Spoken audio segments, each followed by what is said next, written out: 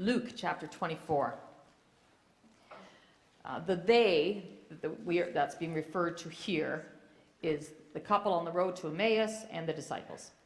While they were still talking about this, Jesus himself stood among them and said to them, "Peace be with you."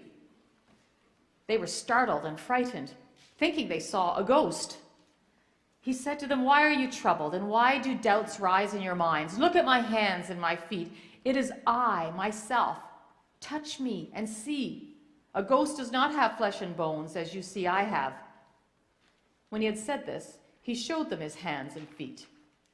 And while they still did not believe it because of joy and amazement, he asked them, "Do you have anything here to eat?" They gave him a piece of broiled fish, and he took it and ate it in their presence. He said to them, "This is what I told you while I was still with you. Everything must be fulfilled that is written about me in the law of Moses, the prophets, and the Psalms." Then he opened their minds so they could understand the scriptures. He told them, "This is what is written. The Messiah will suffer and rise from the dead on the third day, and repentance for the forgiveness of sins will be preached in his name to all nations, beginning in Jerusalem. You are my witnesses of these things. I am going to send you what my Father has promised, but stay in the city until you have been clothed with power from on high." This is the word of the Lord.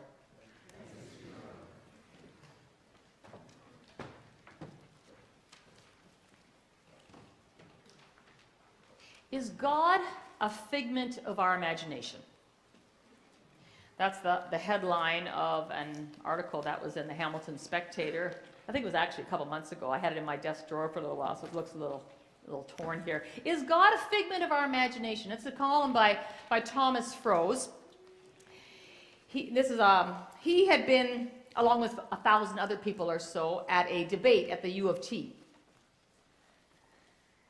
Those who attended, first of all, those on the podium, an atheist who, interestingly, was previously a Christian, and a Christian, and I'm quoting the article, who equally interestingly was previously an atheist. You have to have an open mind to sit through a debate about the existence of God.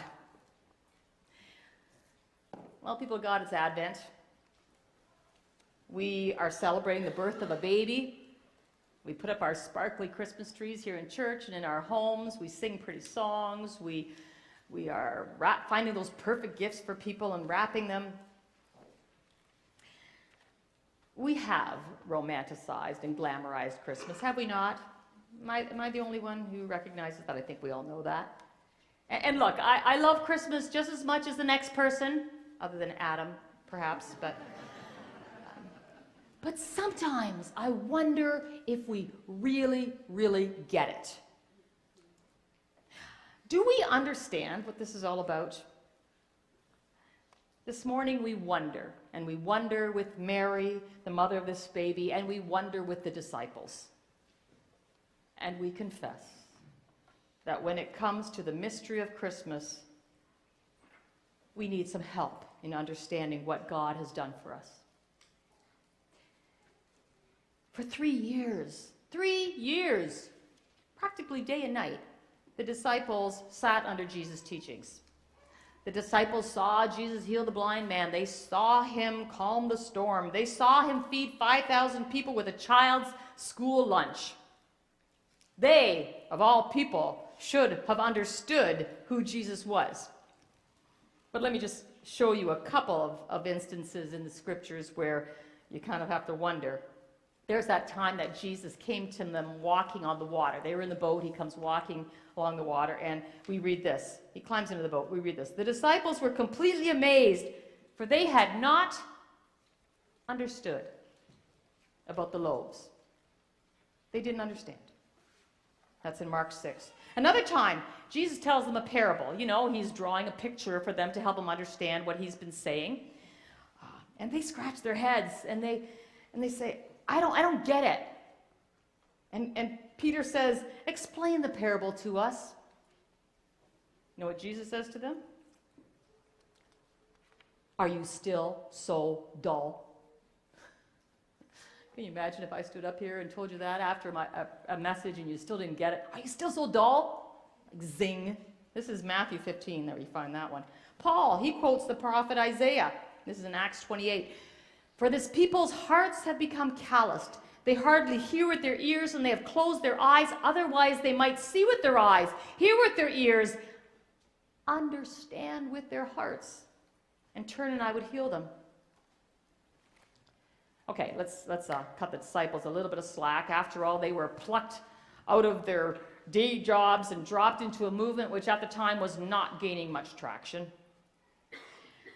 So, how about the person who knew him the best? Mary, his mom.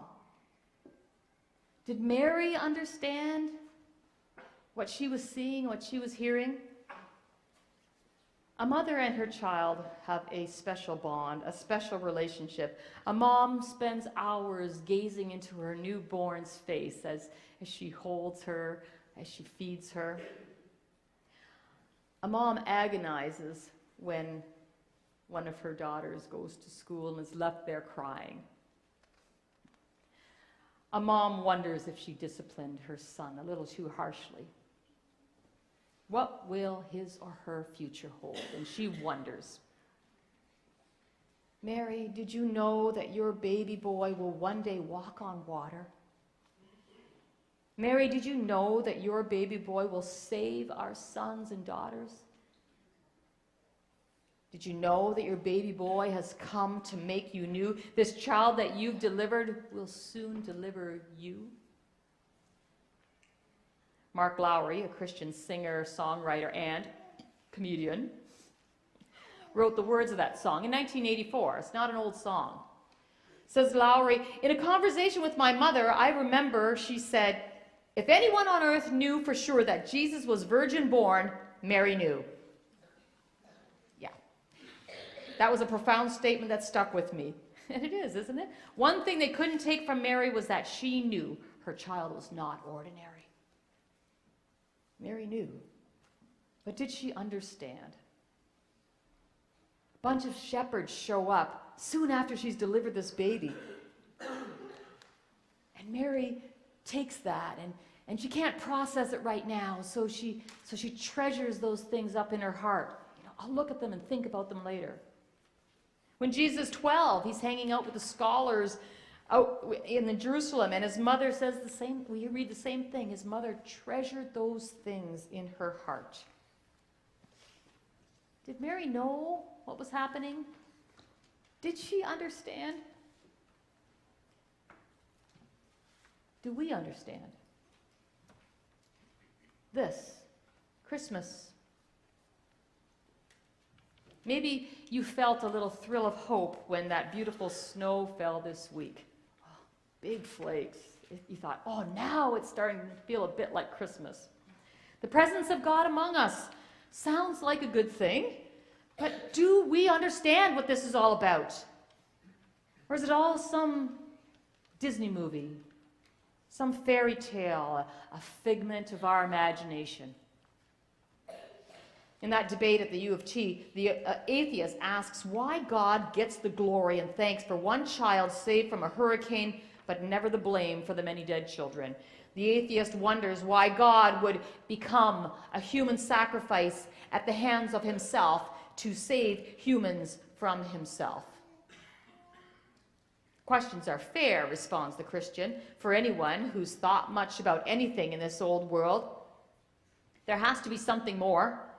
Let's keep our questions open, he said, because if we ask the wrong questions, like how far is it to the color yellow, or how heavy is 1 hour, we won't get satisfying answers. It is a pretty incredible story if you think about it. A baby is born. This baby is God. He's also a person. He grows up and does some pretty amazing stuff. Despite his good deeds and his innocence, he receives the death sentence. He is executed. He dies. He comes back to life. And now he's in heaven. Those are the facts, as we believe them, a little paraphrasing of the Apostles' Creed. But do we really understand? Do we grasp the why with the what? And what now?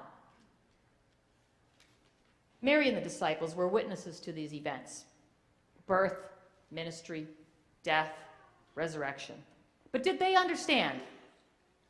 The verses we read a few moments ago are at the other end of Jesus' time on earth, after he has died and come back to life. Luke 2 tells of Jesus' birth, Luke 24 of his resurrection from the dead. And the couple on the road to Emmaus, they had just come back from Jerusalem with the most incredible story that anyone could imagine. This person that everyone knew had died had appeared to them. They didn't recognize him at first. It wasn't until he broke the bread they all of a sudden said, "Oh, that was Jesus." He walked with them. And while they're still talking, it says in the passage we read, while this couple and the disciples were still talking, Jesus is suddenly standing with them. And he invites them to touch him.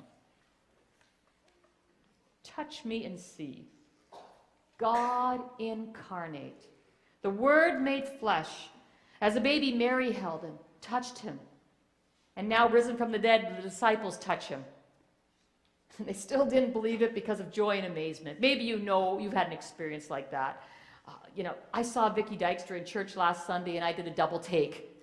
I could hardly believe it. She's back. After 6 months of cancer treatments, there she was.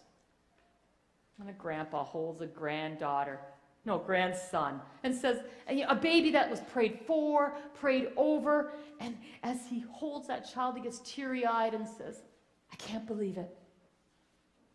Joy and amazement. The Bassies will have Zen for Christmas, and I could just imagine them. Joy and amazement. He's with us for the Christmas season yet. Well, Jesus presents himself to his disciples, and then we read this amazing verse. I hope you caught it when I read it. Then he opened their minds so they could understand the scriptures. Something very special is happening here. Jesus is opening their minds. In the Old Testament, the heart, cardia, represents a person's entire mental and moral being. In the New Testament, it's more often the mind. It's the faculty of knowing and knowledge and understanding, of course, but more, it's the center of moral reflection, the mind. Think about those times in the scriptures when we read the greatest command, to love the Lord your God with all your heart, your soul, your mind, and strength. In our minds, we think, okay, that's a tick-off list, the heart, soul, mind, and strength. One day I may be better off in the soul department, maybe tomorrow better off in the strength. But that's not how the scriptures are written. So when we see a list like that, it's often parallelism, and it's repeated for emphasis. So 4 times, love me with all your being. All your being. Got it? And so this is what's happening here. Jesus opened the minds of his disciples, and something mysterious happens. Something mysterious happens when the Lord opens one's mind. It happened to a businesswoman named Lydia, Acts 16. The Lord opened her heart to respond to Paul's message. This opening that I'm referring to here, it's more than having an open mind. You know what an open mind is, right? You're receptive to new ideas and concepts. That's a good thing, of course. But G.K. Chesterton was onto something when he said, and this is also actually quoted in that article as well, merely having an open mind is nothing. The object of opening the mind, as of opening the mouth, is to shut it again on something solid. I thought that's so true. Isaiah speaks of such an opening. Then the eyes of the blind will be opened, and the ears of the deaf unstopped. Then the lame will leap like a deer, and the mute tongue shout for joy. Water will gush forth in the wilderness and streams in the desert. Isaiah 35. Jesus healed a lot of blind people. We have only a few accounts, of course, where he heals individuals. We see how he does it, whether that's spitting in the mud or whatever he uses as the means to make that happen. But then there's a verse like this one. Great crowds came to him, bringing the lame, the blind, the crippled, the mute, and many others, and laid them at his feet, and he healed them. Matthew 15. So, yeah, Jesus restored the sight of a lot of blind people. But each of these miracles points to something more. They are signs of a more important opening, the opening of the mind to understand. The blind will see, the deaf will hear, and the dead will live again.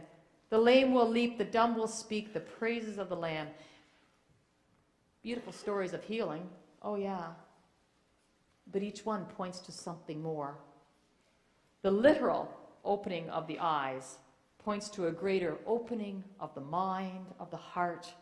Those signs of Jesus' healing, they point to the greater miracle, the miracle of understanding. 1 Corinthians 12:3. No one can say Jesus is Lord except by the Holy Spirit. You can't do it on your own. Wisdom, knowledge, faith, they're all gifts of the Spirit. We read that in the same passage. Do we understand? Do we understand what we are seeing? I was at a Christmas program on Tuesday for several of our grandchildren, and the narrator, it was a person who was playing the role of the innkeeper, posed a rhetorical question for us all, which most of us thought was rhetorical, and says, "Is Christmas about the gifts?" And my 4-year-old granddaughter was not the only one to shout out, "Yes!" Do we understand?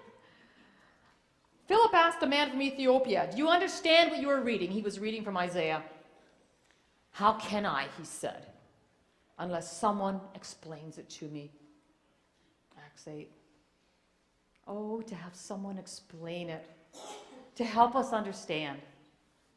Maybe you think that's the job of your pastor or a wonderful Old Testament scholar, perhaps, in your midst, or two. And it is, but even we have our limits. Some of you have taken your stories of loss and heartbreak to a counselor, hoping they might help you understand. But ultimately, people of God, it's the Lord who's going to open your minds so that we can understand the Scriptures. And often that understanding isn't so much something that we can articulate and explain. It's more something that we experience. I want you to think for a moment, try to picture him or her, the most joyful Christian that you know. That person who seems to have his or her life all put together, they seem to exude peace, the peace of God. She's always so calm. Okay, got that picture in your mind?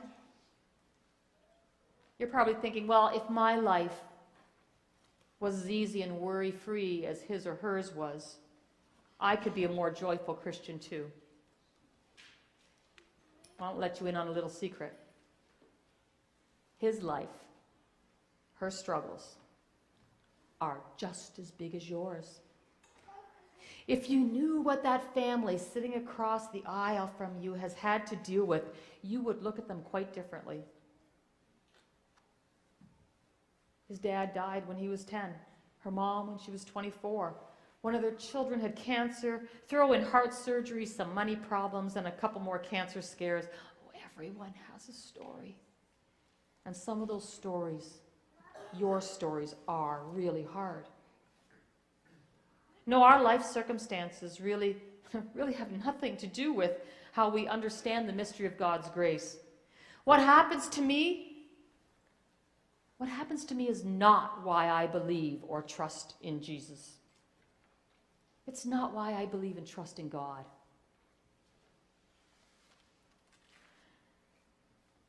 In this article, Tom Fro's column, I want to read this one line to you. He says, the narrative of the Creator incarnating into human form shows that God understands the human condition intimately. And that narrative, if true, is a game changer. It creates a way to find meaning and purpose and a way through suffering. What caught my attention in that quote was that bit about how God understands. God understands the human condition. I don't have to understand it all because God understands. God understood how sin had separated us from him. God understood that what was broken sure needs to be fixed. God understood that having his son come to earth as one of us was the only way to make that happen. It was the only way for him to restore us to himself. Can we fully understand that kind of a sacrifice, that kind of love? For many of us, it's a growing and developing understanding. It's like the painting that Kayla Kersey's is working on in the fellowship hall. Make sure you have a look at it. She's taking the songs this season, the ones that we're focusing in on each Sunday, and each one is being incorporated into that piece of artwork. And as she comes closer to the center, we're going to come to that manger where Jesus is laid. Each week, one step at a time. Is God a figment of our imagination? The byline of this column says this. It says, an atheist and a Christian debate the question, but answers flutter in the wind. Needless to say, there was no declared winner at this debate. One needs more than an open mind for this sort of wonder. We need an opened mind. Did Mary know that her baby boy is Lord of all creation? Did she know that her baby boy would one day rule the nations? Did she know that her baby boy is heaven's perfect lamb and that he would be the ultimate sacrifice, dying in my place and yours? Probably not. At least not in that moment when she held her newborn baby in her arms. She would not have fully understood the meaning of Christmas. The disciples eventually did understand. Not because they were so smart, not because they had a PhD. Jesus opened their minds. Jesus opened their minds so they could understand the scriptures. Do we understand? Understanding is more than being able to recite a few questions and answers from the Heidelberg Catechism, or to recite the Apostles' Creed, or paraphrase it, if you will. Understanding is an exercise of the heart and of the mind.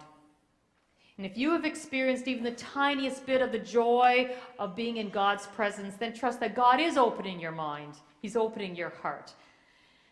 But even people of God, if you leave this sanctuary this morning and you still really don't understand it, then hold on to this. God understands. God understands when you find this Christmas without Renee or Tony or Ari or Jerry Lynn or Jane almost unbearable. God understands our anger, our fear, our disappointment. He understands our shame, our guilt, our secrets. He understands our longings for someday. God understands. And with that confidence, we can know the joy of Christmas and celebrate the mystery of the season.